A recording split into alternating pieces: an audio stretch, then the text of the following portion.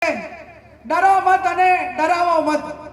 આ ભૂમિ ધૈર્યધરની ભૂમિ છે, માં નરેશ્વરીની ભૂમિ છે, લખા પીર દાદાની ભૂમિ છે કે જાય ગાયોને રક્ષા કરવા વાળી ભૂમિનો અવાજ આ વાવની આ ભૂમિ છે કે જેના માટે ગાયોની રક્ષા માટે શહીદી વારનારના અહીંયા અત્યારે પાળિયા છે, આ ભૂમિ છે।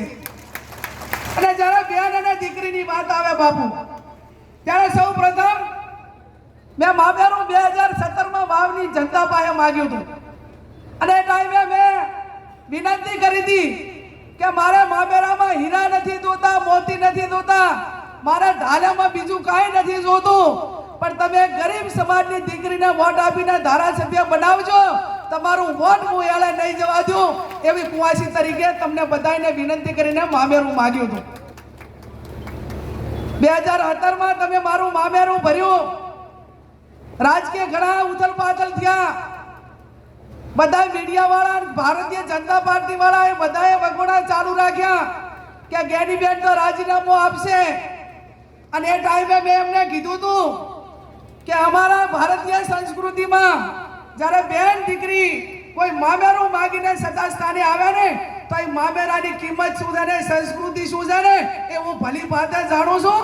હું જિંદગીભર મારા વાવ વિધાનસભાના મતદારોનો ક્યારે વેપાર ના થાય, હું કોંગ્રેસનો ઝંડો લઈને તિરંગો લઈને મારી અંતિમ વિધિ થાય ત્યાં સુધી હું કોંગ્રેસની અંદર રહેવાની છું।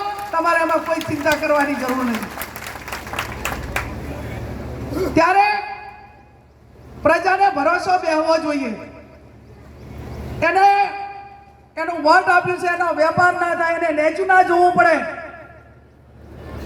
જ્યારે કોઈ ધારાસભ્ય રાજીનામું આપે ત્યારે એના મત વિસ્તારમાં જેટલાએ મત આપ્યા હોય એને ક્યાંક ને ક્યાંક નીચું જોવું પડે છે। ત્યારે હર હંમેશા તમે મને મોટી કરી છે અને જો ઉથલ પાથલ કર્યું હોત અને વ્યક્તિગત માટે કરીને કદાચ કંઈ આઘા પાછું કર્યું હોત તો અત્યારે આજે આ માવડી મંડળ તમે બધાએ મામેરાની માતર ખાવા આવ્યા છો ને, એ મામેરાની માતર ખાવા તો ના આવો, પણ એમ જ કહે કે બેન તો વેચાઈ ગયા હતા, એમને અહીંયા કદી એમનું મોઢું ના જોવાય। આપણી બાજુ તો આવો ભારો શબ્દ લાગે।